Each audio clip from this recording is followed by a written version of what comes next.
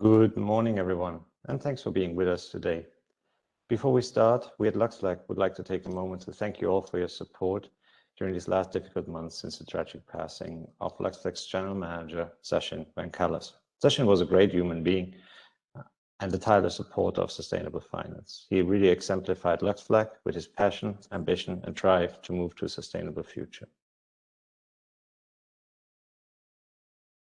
Thank you. And again, a warm welcome to the third edition and day 2 of the LuxFLAG Sustainable Investment Week LSIW 2021. In my role as Acting General Manager of LuxFLAG, I'm very pleased to see that after 2 editions, the LSIW has already gained recognition. And that is thanks to LuxFLAG's associate members who are showcasing this week where they are in the sustainable finance journey. Given the finance industry is on different stages of that journey, this week is about sharing best practices so we all advance towards the goal of making all finance sustainable at one point in time. For the third edition of the LSIW, we thank you for such a positive response with over 3,500 registrations. This is just amazing. And I also like to thank to our host partners and also our media partners. The 25 sessions over the week cover the latest trends and most pressing issues in sustainable finance.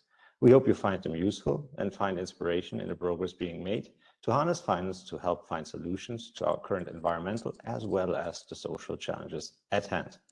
A few words on the housekeeping. Slides and the recording of the sessions will be made available to you sometime after the LSIW.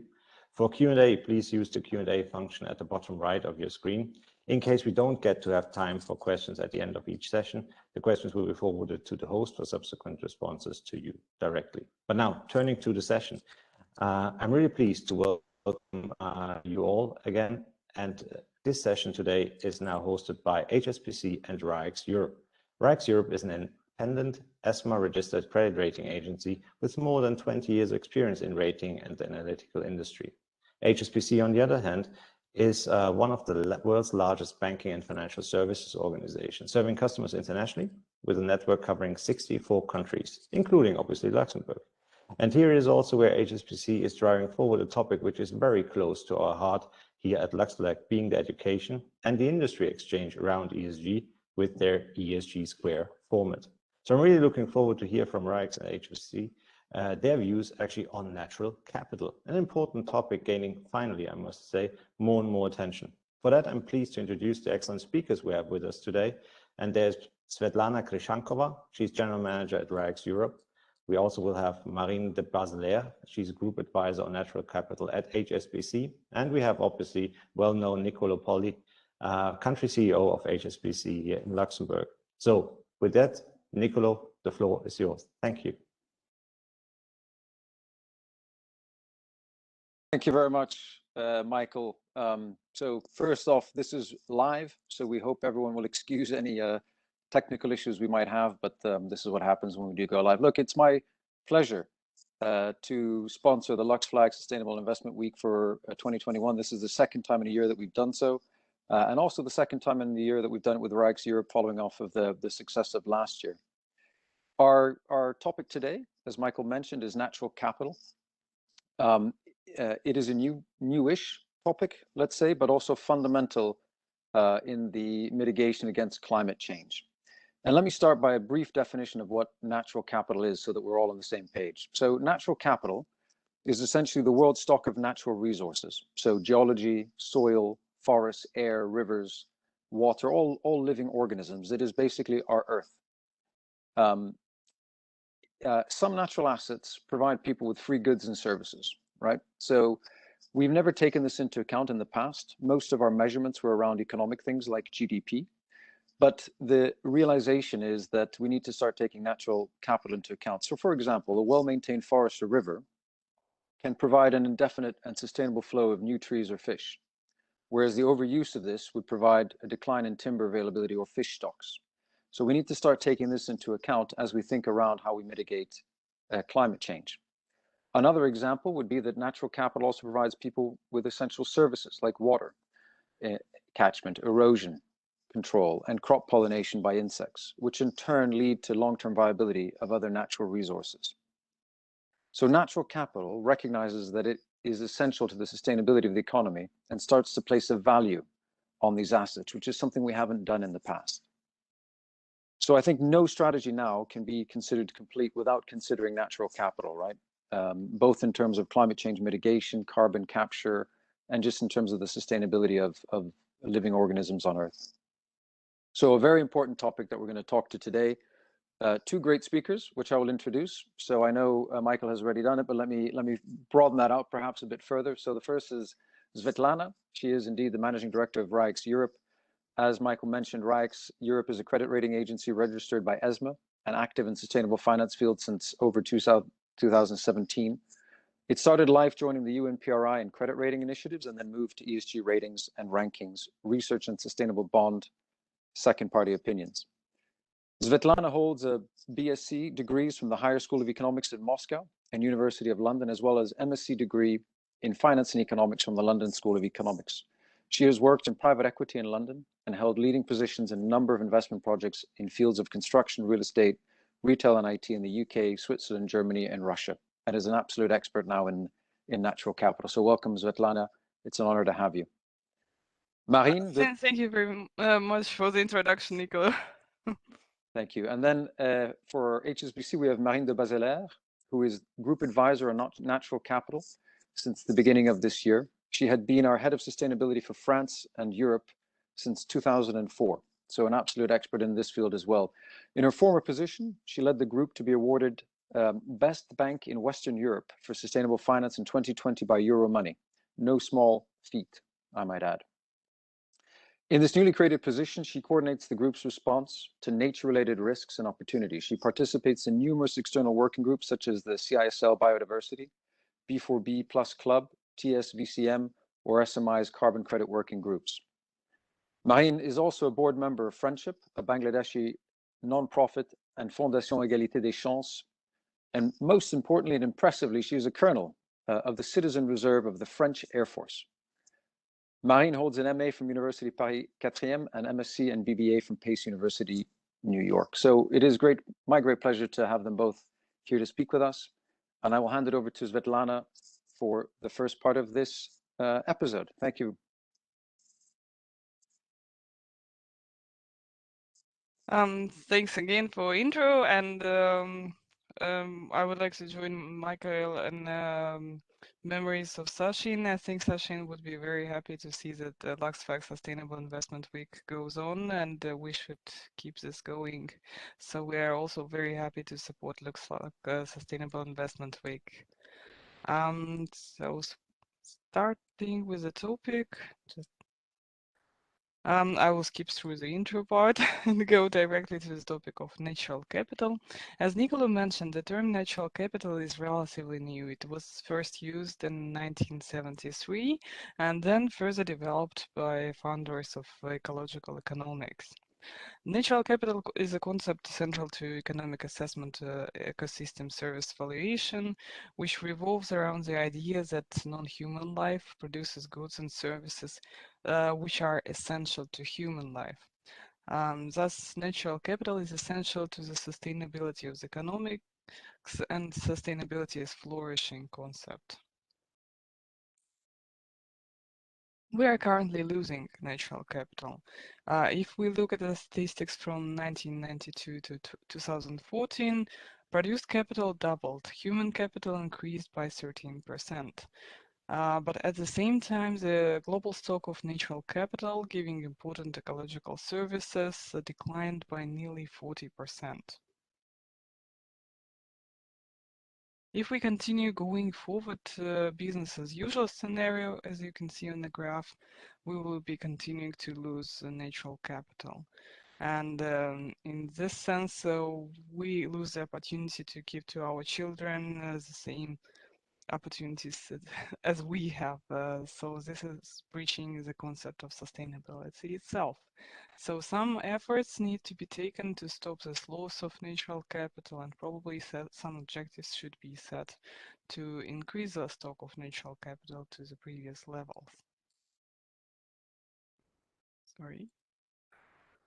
Ecologists are teaming up with economists to measure and express the values of the wealth of ecosystems as a way of finding solutions to the biodiversity crisis. Some researchers place attempts to provide monetary figures of ecosystem services for entire biosphere. These ecological economic values are currently not included in calculations of national income accounts. The loss of natural capital continues to accelerate and goes undetected or ignored by mainstream monetary analysis. GDP looks only at one part of economic performance, income, but says nothing about wealth and assets that underline this income. So, as already given example by Nicolo, when a country exploits its resources, it's depleting wealth. These declining assets are invisible in GDP, and so they're not measured at the moment. Long-term development is a process of accumulation and sound management of portfolio of assets, including natural assets. And also, as Joseph Stiglitz has noted, a private company is judged both by its income and balance sheet, but most countries only compile an income statement, GDP, and know very little about the stock side of the equation in the national balance sheet. The depletion of natural capital poses a significant challenge to achieving poverty reduction and sustainable development objectives. According to World Bank research, low-income countries depend on natural capital for 47% of their wealth. So, as you see on the slide, at least two of SDGs are significantly harmed. So, no poverty and zero hunger SDGs are more difficult to achieve in case the natural capital is declining. This, natural capital problems, of course, affect other SDGs as well, but those two critically. Countries must protect natural capital or face increased sovereign credit risk. The dependence of a country's sovereign bond on management of its stock of natural resources will continue to intensify over the next decade. Currently, the market generally ignores or misprices the fundamental dependencies of sovereign bonds on secure flow of ecosystem services. So what should be done? Some actions are required on the country level. Actions from sovereign bond issuance and governments to align institutional frameworks with the management and regeneration of natural capital, to issue sovereign bonds that raise funds for natural capital investment, from investors to better identify the relationship between natural capital and future debt paying capacity of sovereign issuers. From credit rating agencies like us to explicitly incorporate the link between natural capital health and the outlook for sovereign credit ratings. From international financial institutions and coalitions to include natural capital factors. And from the researchers to deepen the understanding of the link between sovereign bonds and natural capital. I will provide an example of misuse on the country level. As a rating agency, we deal mainly with CIS and the Eastern Europe markets, and the biggest CIS country, Russia, has some examples of misuse of natural capital. At the moment, Russia hosts around almost 800 million hectares of forests, and those forests are vitally important for human society both nationally and globally. Currently, Russian forests represent a large carbon sink, but with those wildfire disturbances, there is a risk of declining carbon sink. Compared to the global trend of declining burned area over the last 2 decades, Russian forests are prone to accelerated extent, frequency, and severity of wildfires and other natural capital disturbances.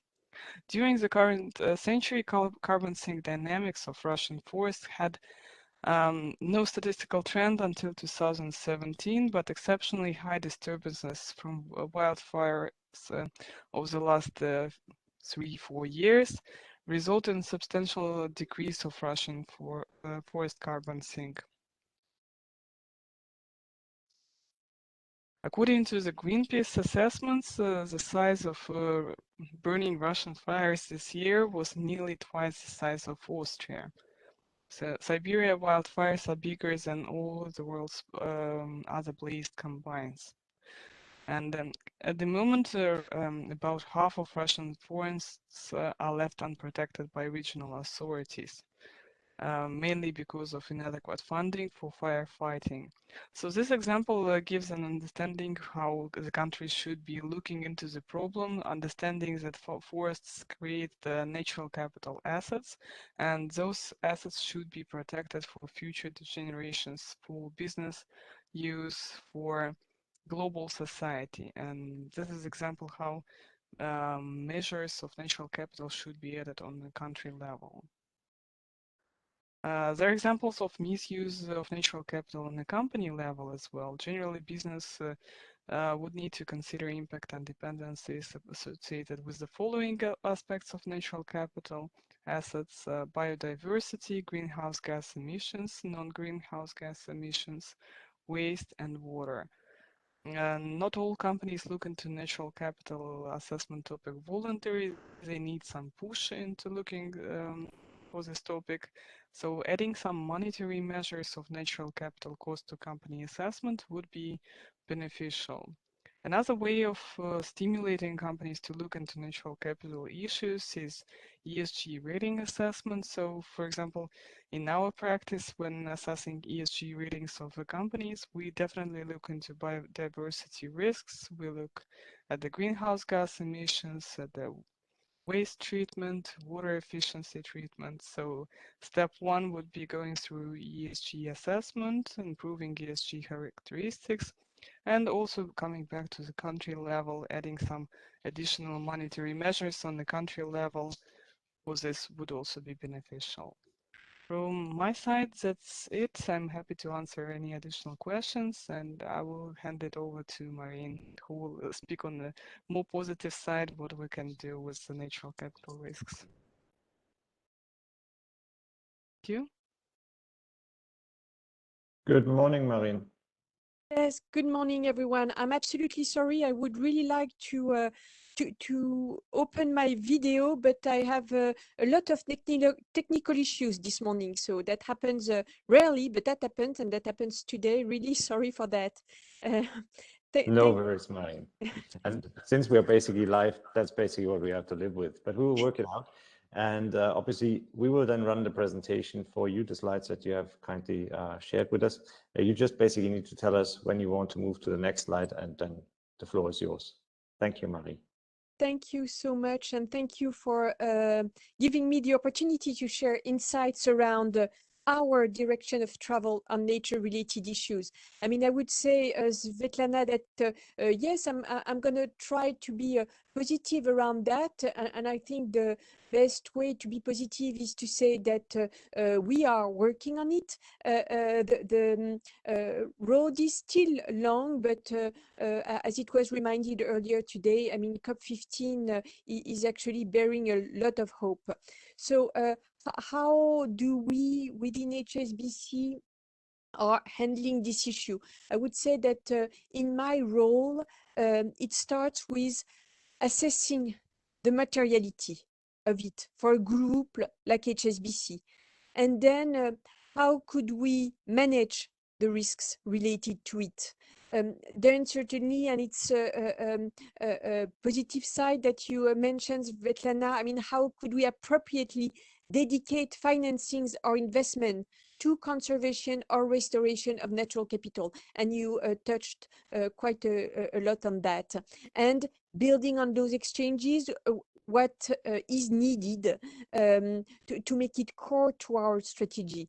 And that's an iterative process. I mean, the end game is being for us to be able to set targets and report on progress. But coming back to the first point I mentioned, is the materiality of the issue. And thanks for moving to the next slide. In a nutshell, here are the big headlines that are forming part of our underlying materiality assessment.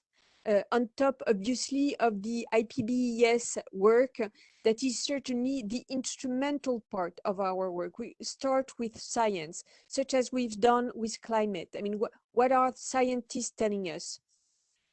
The first one of those headlines is the one from the Dasgupta review. I mean, some of you may recall in 2006, the Stern review that was for the first time making the link between climate change and economy. And the Dasgupta review is the same kind of first of its kind review, making clear assessment of the economic impact of nature loss and the business case for economy to shift from what we call an extractive to a regenerative economy. The second headline here is from a WEF report, and it explores the opportunity natural climate solutions bring to achieve net zero, showing how natural climate solutions again offer an opportunity to address both climate and nature crisis and generate significant additional environmental, social, and economic benefits. The third report that I mentioned here takes a practical look at where climate and nature-related risks and opportunity do and don't overlap. What that means for the investment potential of different sectors and solutions, how much of the nature problem financial institutions address if they cover climate well. And the last one, and we could go on and on with different reports, but I really picked the one that are in a way helping us shaping our strategy, is demonstrating how climate policy will inevitably reverse historic losses in forest cover, given the affordability and broader attractiveness of land-based emission reduction. It links back to the second headline, the WEF report that I mentioned before, which demonstrates also the attractiveness of natural climate solutions to net zero, given its low price. So initial materiality assessment makes it clear that net zero and nature positive go hand in hand, given economy is nature dependent, as Svetlana reminded it. Net zero is a key driver for natural capital and biodiversity restoration and conservation finance. And there is no solution to the growing climate and nature crisis the world faces without a solution to deforestation.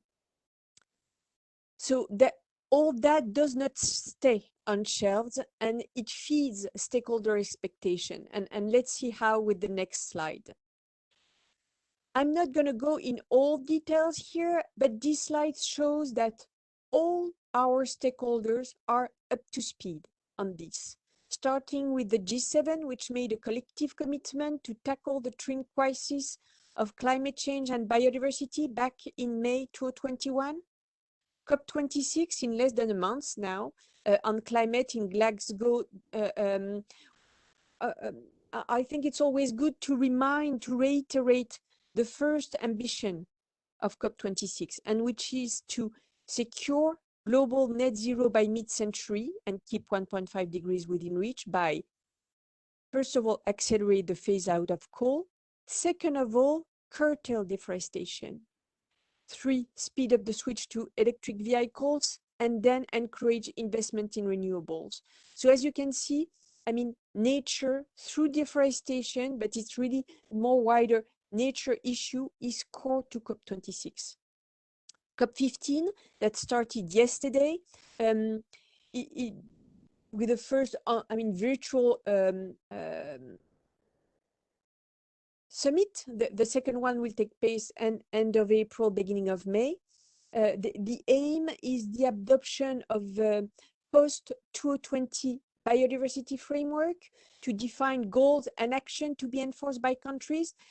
And actually what we expect from it, what we can foresee for now, is that the parties may come up with a shared agreement to halt nature loss by 2030. regions are key to drive that. You may have seen yesterday that China has announced that it will embed biodiversity issues in its economic development going forward. It holds the world's highest density of carbon prospecting, both terrestrial and blue carbon, and it's highly prone to climate change and natural disasters. And they are in every region of the world. It requires sustainability finance commitments and a pathway to secure them. And that's actually the aim of both COP15 and COP26. And the financial industry is mobilizing around many collective initiatives. And I will come back on those later on. And last, among our stakeholders, certainly the shareholders and civil society are increasingly asking us to be ambitious in reallocating capital and help nature loss. And this starts with risks. And please move to the next slide. We already have a risk framework that is addressing risks in the forestry and agriculture commodity sectors, that relies not exclusively but strongly on soft commodity certification scheme to preserve ecosystem. So for example, within HSBC, we consider prohibited business in the forestry sector, the ones where customers has operation in or sourcing from high-risk countries and is not 100% certified. That can be from FSC, Forestry Working Council, or for low-risk countries that do not track record of unacceptable impacts. Another key area to mention too is the palm oil sectors.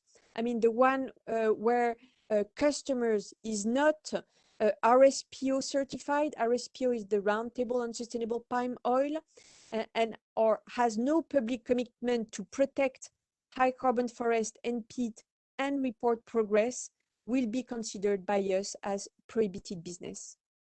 I mean, one ongoing challenges with the schemes that I just mentioned, FSC, RSPO, and others, is the upfront and ongoing cost that exclude smallholder farmers, for example. I mean, this means that of the most important areas for tackling risk, or the other side of the coin, making market incentives that support ecosystem services possible are devised to collect data, connect farmers to markets, and on top, which sustainability data could be added.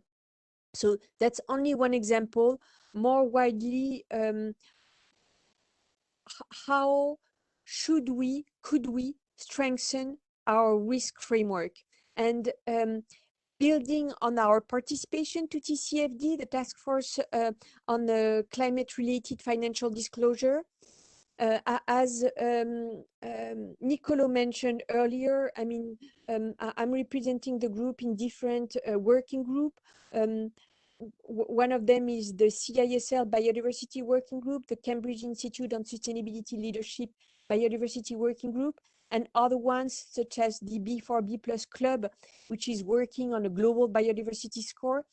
We agreed that best would be for us to work with the TNFD, so the Task Force on Nature-Related Financial Disclosure, and we are just starting on this journey.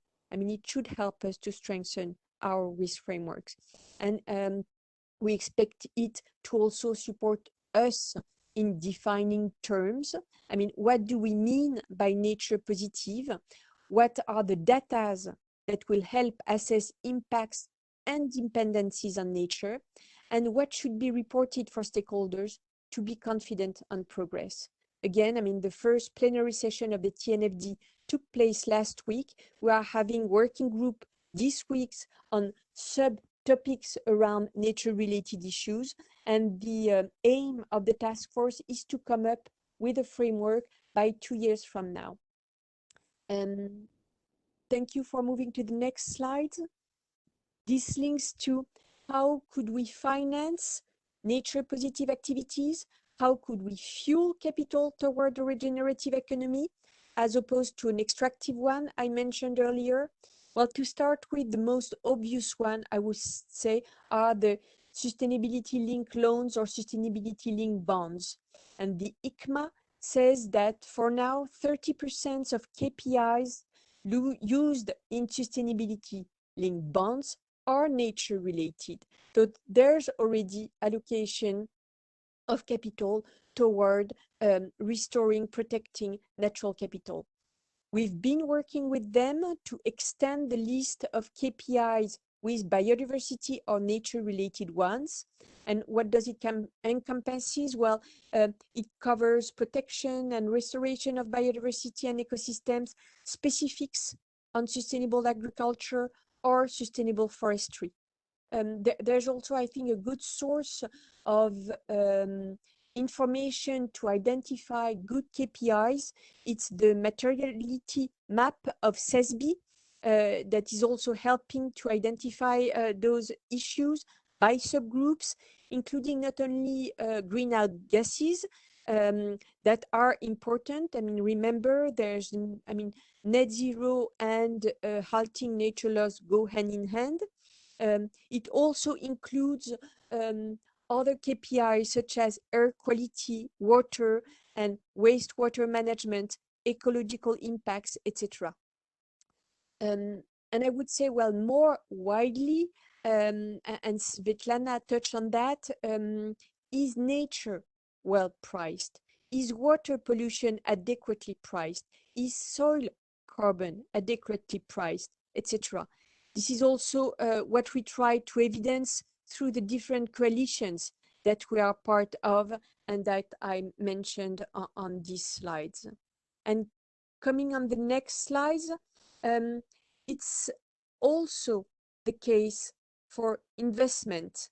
I mean, interestingly, the HSBC 2021 Sustainable Financing and Investing Survey that was released a month ago or so shows that 1/3 of investors are considering investments that support natural capital biodiversity. Though there are still to search for them, and I think that with our proposition, we are in a good position to I mean, come up with a solution for that. This is, meanwhile, an emerging trend. 32% are already investing or researching these areas in depth. Some of you may know we have launched a year or so ago, little more than a year ago, a joint venture with Pollination. It's called Climate Asset Management, CAM, and that is developing commercial strategies focused on investment in natural capital assets and nature-based carbon projects. The aim is really to develop natural capital as a new and strong, reliable asset class. I would compare the work that is done within CAM as the pure green opportunities that we see in the energy sector, the renewable energy. If we want to transition the entire economy toward lower a more regenerative and less extractive economy, we also need to address the rest of the economy. And for that, we need data. We're going to work on data within TNFD. We can start right now by engaging a dialogue with the companies that we are investing in. And that's the purpose of the biodiversity engagement policy that asset management from HSBC has released last July.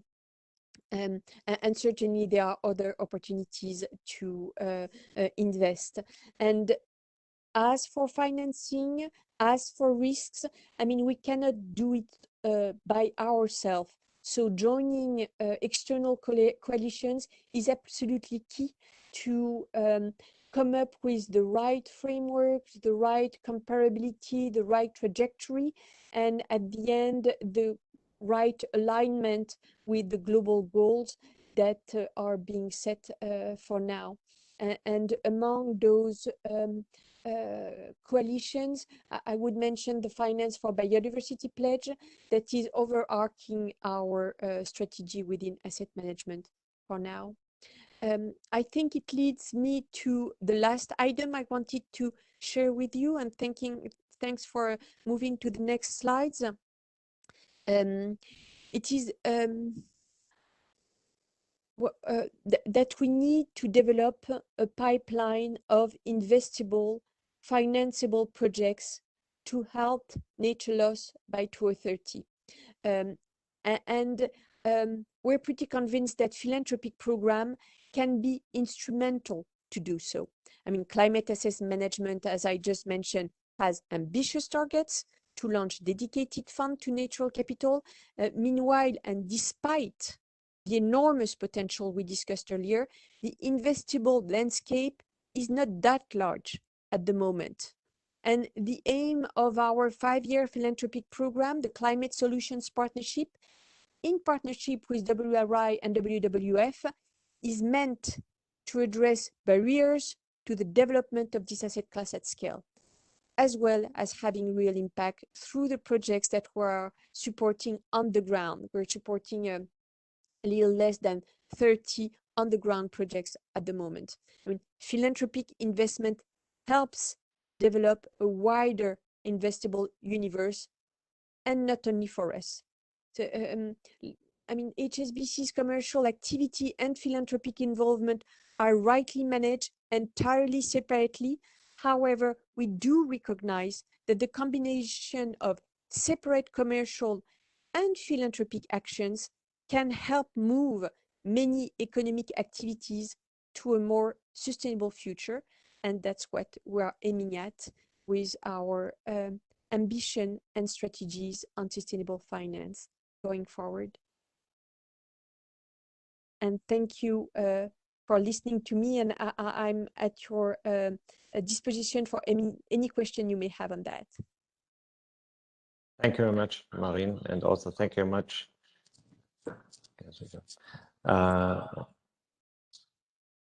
Thank you, Tim. And also thank you very much, Svetlana, for your insights. That was much appreciated. It was quite insightful, I must really say. That was a lot of new things that I got to learn from the two of you. Since we're having some time left, I hope it would be okay if we have a few questions for you. And maybe I would start off with you, Svetlana, because one of the things that you were actually saying was that low-income countries depend on natural capital for about close to 50%, 47 or 48% of their wealth. So that basically means, the way I understand it, that especially emerging markets, what a lot of asset managers being investing in right now, they really dependent on the preservation of natural capital for their general development, so that they're basically not decoupled from the possibility to develop towards becoming a developed country at one point in time. Isn't that, however, a kind of vicious spiral, meaning that if we don't get natural capital right, the risk for especially emerging markets is growing by the day? What's your view on that? Yeah, that's correct. The risk of natural capital for emerging markets is higher than for developed countries, both in terms of the dependence on natural capital, and second, because the practices of putting some price on the natural capital are not that developed. In terms of ESG assessments of corporates, it's less developed, and in terms of legislative measures, for example, in EU, some legislative measures on measuring natural capital already exist, but in emerging markets at the moment, no. And they still need to define that the natural capital is valuable for them, what is the cost of natural capital, and how to input this cost on companies or actors who put creative risk for the natural capital. So I would say it should be priority number one, but at the moment, unfortunately, we don't see the rapid movement in emerging markets. Thank you. But you also actually just said one thing that also resonates with me, because also Marine said that earlier. Maybe a question to you, Marine, because both of you are saying or raising a question: is natural capital priced correctly, or is it basically priced appropriately? Now, you also touched upon about your engagement in the TNFD, Task Force for Nature-Related Financial Disclosure, in order to price natural capital probably correctly or appropriately at one point in time. Obviously, having access to the relevant data is of paramount importance, no doubt about that. However, when we basically hear that the idea obviously is to have a first framework to be expected in about 2 years, isn't that probably a bit too late? Or is there something that can be accelerated in the meantime? Thank you. Very good question. The idea of TNFD is to start testing a framework by the beginning of 2022. And coming back to what I shared, yes, we're not waiting for the framework to be finalized to test and understand how we can evaluate our contribution to nature loss and nature restoration and protection. There's, I would say, there's different expectation for COP15. I mean, one is certainly on data because climate is quite a tricky issue to tackle. Nature, I would say, is even more complicated because it's global and local, it takes different forms, etc. Being said that, there is already lot of private and public data. Thing is that for financial institutions, we need help to embed the right ones in an easy way for us to integrate into our systems. And as for the good pricing of nature-related issues, I mean, certainly data's count. We also know that there's a financing gap, and we know the size of the financing gap. I mean, it's said to be at least 700 billion per year that are needed up to 2030 to fill this financing gap. And that goes through parties, countries, national regulation. I mean, to fill this financing gap, I mean, it is said that we would need to reduce by 500 billion per year the harmful incentives for biodiversity, and then increase financial resources, public and private, up to 200 billion per year. And I mean, what we can expect from COP15 is actually to have the same article as the one that is in the Paris Agreement. You know the famous 2C article that it aims to make all financial flows compatible with the development with low greenhouse gas emissions and resilient to climate change. So it would be to halting nature loss, and that's actually the direction of travel for us. Having data, having finance. Thank you very much for that. I mean, that was very insightful too. But there's one more thing, maybe just talking a bit about the practicalities around disclosure at one point in time, and probably also that goes to the both of you, also to you, Svetlana, because we have the TCFD, wherein you said climate is already complicated. Nature capital is probably even more complicated in order to find the right standards for disclosure. However, at one point in time, we will face actually an economy which has to live up to all these expectations in terms of disclosure, with different standards, different kind of sets, different kind of regulations and recommendations. How do you practically see the development of these disclosure standards in the years to come in order to find, hopefully one time, a kind of a convergence of these different standards into probably one single rule book? Is this something that is just wishful thinking, or is this something that could be realistic over a period of X years? I would say in terms of disclosures, for corporate disclosures, some movements are already starting. The most developed corporates, even in emerging markets, dealing with foreign countries, with foreign buyers, suppliers, investors, they're already starting to have quite good disclosures.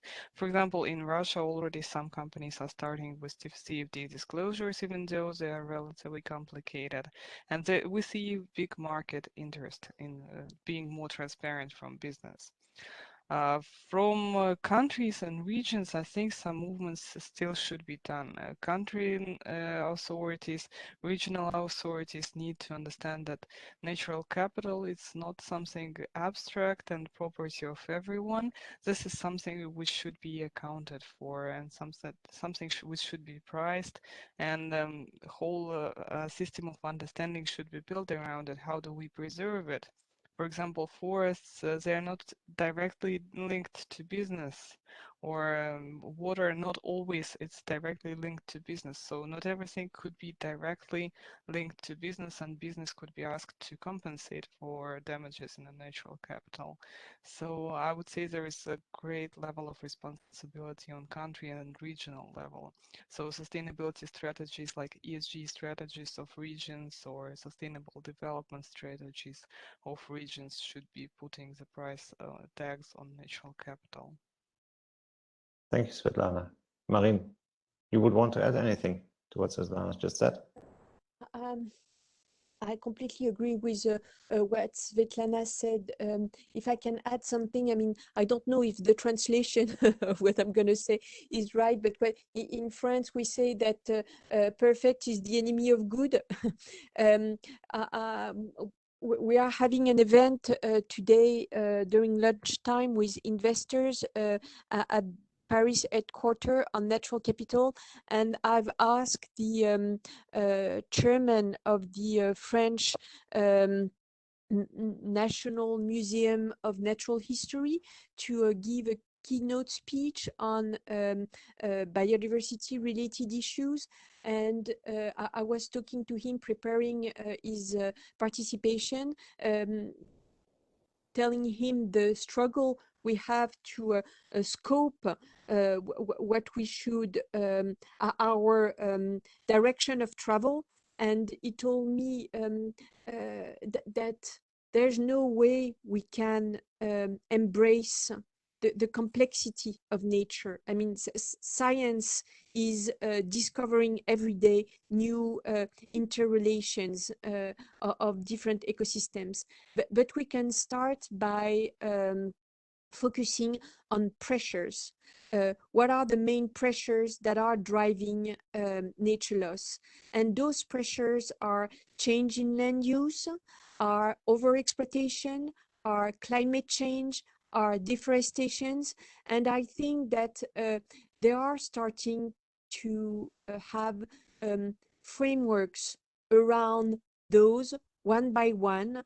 And again, I mean, perfect is the enemy of good. Let's start one by those ones. Perfect. Thank you both. And basically, this was very insightful, and I learned a lot, as I said. So thanks again, and also thanks to HSBC, our associate member, for hosting this session today. I also would like to send a big thanks to our LuxFLAG team for making all this happen. And usually I always try to end with a quote, something that basically kind of sticks with me. And I hope this one also will resonate with you out there, because Svetlana, you basically said 2 times the size of Austria burned since the beginning of the year. I mean, if this is not a wake-up call that natural capital matters, and this is something we certainly need to look into sooner rather than later, then I don't know what it should be. So thanks again for your time and for your contribution. Our next session here will actually start at 11:30, so we have a half-an-hour break, and it's hosted by Candriam and the Luxembourg Stock Exchange, focusing on oncology impact, giving life back. I think a very interesting topic. So thanks to all of you, Svetlana, Marine, and Nicolo. All the best. Bye-bye. Thank you. Thank you. Thank you. Bye.